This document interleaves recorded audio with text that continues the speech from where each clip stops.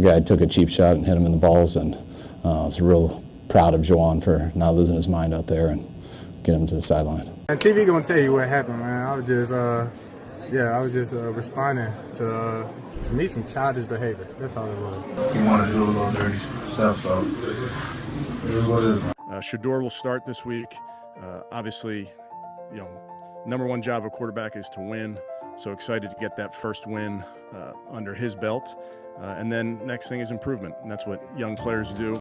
We've got breaking news out of the NFL where the Browns will start Shedeur Sanders once again Sunday against the 49ers. Fifth-round pick started his first career game this past weekend against the Raiders. Threw for 209 and a touchdown. Did have an interception, but more importantly, a win in his start out in the desert. Dillon Gabriel cleared concussion protocol, but despite getting a clean bill of health, has been relegated to QB2.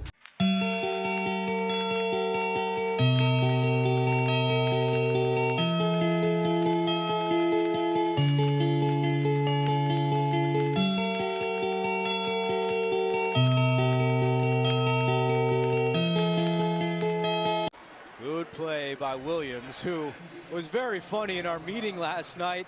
Of course, his brother Quinnen was traded to Dallas, and Quincy said that last week in New England, he texted his brother, "What bus are you going to take?" Because they would always ride the bus together, and Quinnen wrote him back and said, "Hey, man, we play Monday night, and I'm not on your team anymore." So you better catch one of the ones that's there. They got one diving off the field to avoid 12 men. Turk Wharton, who is able to get off the field.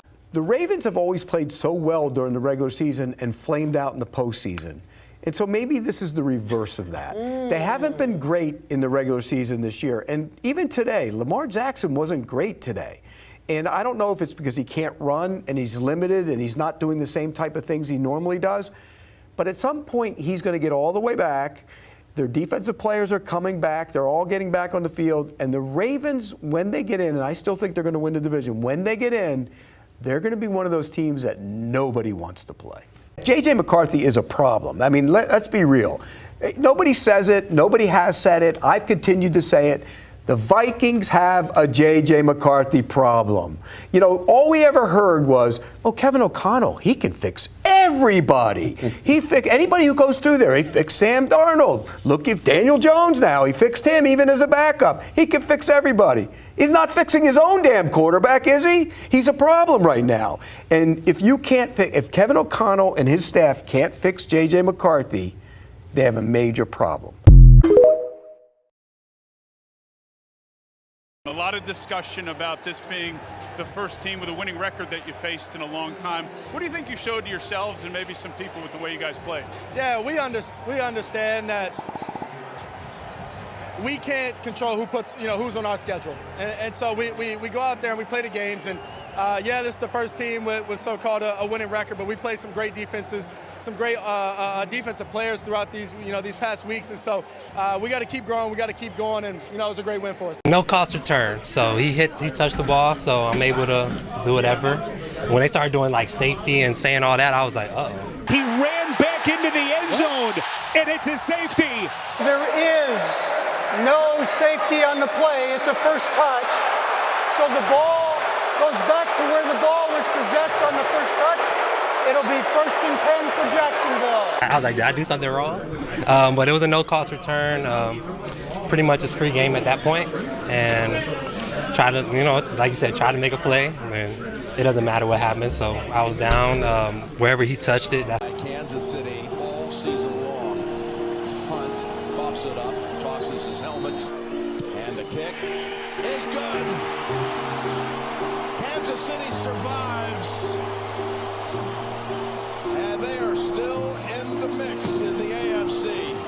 And it is two different teams with Dillon Gabriel and Shedeur Sanders. They couldn't be any more different. Personality and play style. It reminds me of the New York Giants. I was just going to say that. When they threw Jackson Dart and Scattaboo in there, they didn't anticipate that this season. But a lot of energy, a lot of juice, a lot of excitement, some bonehead plays, but the game's got a lot more exciting. And the way Shedeur, everything's outside the pocket, big throws. He's running around the pocket. He's not staying calm and quiet in the pocket just yet.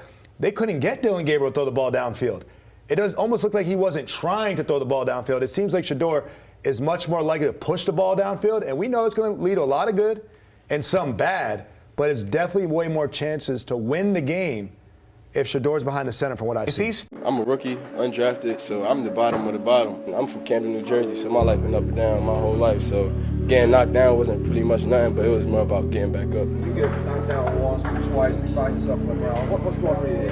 I'm about to get back up. I know everybody watching back at home too, and it's the Eagles, so it's like I ain't about to let nobody from Philly put their hands on me like that and not do nothing. So you weren't an Eagles fan growing up? Nah, I definitely ain't an Eagles fan. I was a 49ers fan, but not no more. I'm Cowboys to the death, man.